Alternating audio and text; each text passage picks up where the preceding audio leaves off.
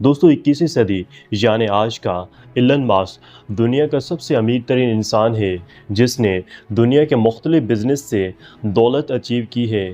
دوسری طرف اگر تاریخی لحاظ سے دیکھا جائے، رومن امپائر کے سیسیلیس اٹیکس جو ایک اندازے کے مطابق $100 بلین کے مالک تھے، چائنیز امپائر کے ووہان جس کی نیٹ ورتھ $400 بلین کے قریب تھی، اس طرح منگول امپائر کے قبلائی خان $300 بلین قریب تھی، اسپانش امپائر کے ہرمان کورٹز $100 بلین کی مالیت تھی، جبکہ عرب کے ہارون الرشید $400 بلین کا ٹریڈ کرتے تھے۔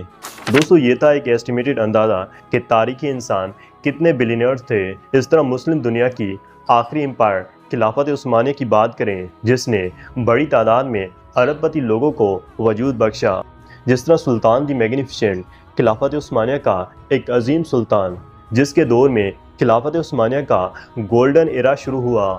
انہوں نے خلافت پر رولنگ کے علاوہ اکانومیکلی طور پر ٹریڈنگ سے خلافت کی بنیاد کو مضبوط بنایا۔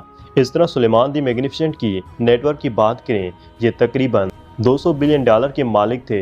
محمد علی پاشا ایجپٹ میں خلافت عثمانیہ کا ایک وائسرے کے طور پر اپنا رول ادا کیا، جنہوں نے عثمانی آرمی کو البانیہ اور گریس میں گریٹ پاور سے مضبوط بنایا، اور ایجپٹ میں ٹیکسٹائل انڈسٹری سے لے کر ایگریکلچر تک روڈ، برج اور کائنانس میں انہوں نے انویسٹمنٹ کی۔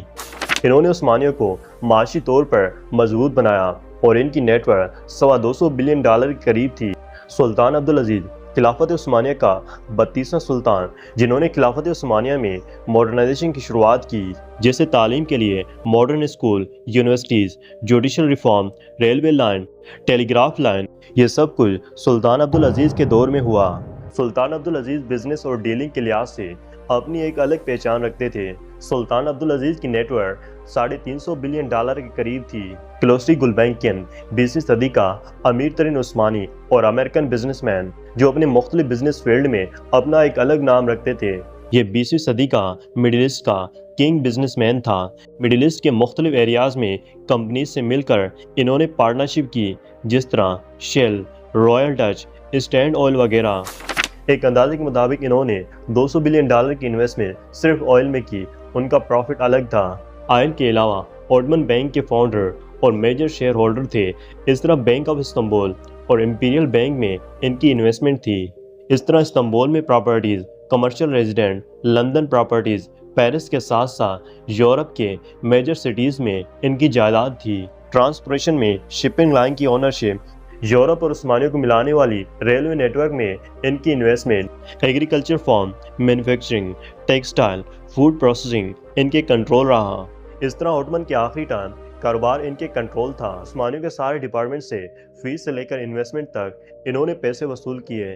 عثمانیوں کا اتنا بزنس کنٹرول کر کے اس کی دولت کا اندازہ لگایا گیا، 400 سے $450 بلین تک ان کی دولت کراس کر گئی، جو اس وقت ایک بڑی تعداد تھی۔